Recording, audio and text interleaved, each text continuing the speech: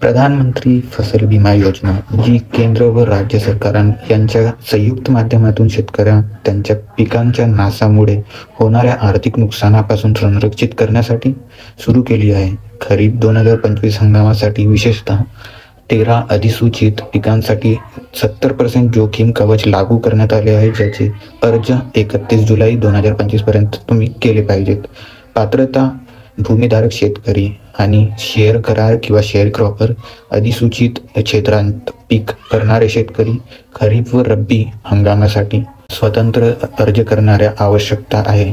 कोणताही अर्ज एका हंगामामुळे मर्यादित असेल. पिकांची यादी अशी आहे की तांदूळ, ज्वारी, बाजरी, नाचणी किंवा रागी, मका, तूर, मूग, उडद, सोयाबीन, भुईमूग, तीळ, कारळे व कापूस व कांदा हे पिकांमध्ये आपण विमा योजना राबविण्यात आली आहे. केंद्र व राज्य मिळून उर्वरित 80 ते 98% प्रीमियम कव्हर करतात. जोखीम कवच म्हणजे जोखीम कवच प्रमुख नैसर्गिक आपत्ती, दुष्काळ, वादळ, रोग, कीड, पीक कापणी पूर्व, पोस्ट हार्वेस्ट नुकसान कवच.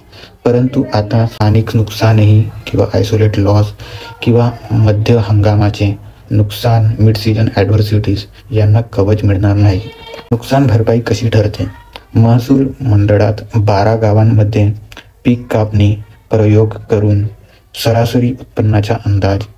राज्यात अनेक ठिकाणी यामध्ये रिमोट सेन्सिंग प्रचलन वापरले जाते.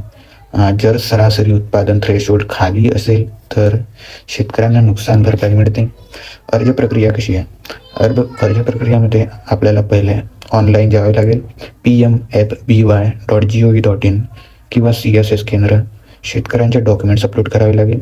प्रीमियम पेमेंट्स द्यावे लागेल आणि अर्ज रसीद मिळवावी लागेल. ऑफलाईन तुम्ही बँका किंवा शेत समित्या नजीकच्या CSS केंद्रात जाऊन अर्ज करू शकता. कागदपत्रे: आधार कार्ड, बँक पासबुक, 7/12चा उतारा, ई कापणी, ॲजिस्ट्रॅक नंबर अतिशय आवश्यक आहे. महत्त्वाच्या तारखा: 1 जुलैपासून हा जो अर्ज आहे तो भरणं सुरू झालेला आहे आणि 31 जुलै याची आखरी डेट आहे. नुकसान कशी नोंदवावी, म्हणजे जर नुकसान झाले असेल तर ते कसं नोंदवावं?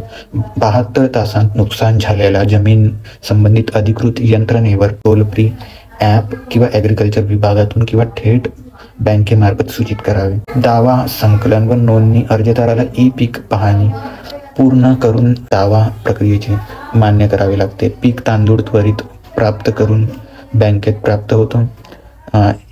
क्लेम्स केल्यावर HPSC या यंत्रणेद्वारा हा प्राप्त होतो. आव्हाने व टीका: काही ठिकाणी आयसोलेट लॉस कवच न मिळणे, प्रीमियम पेआउट अशा विरोधाचे आरोप.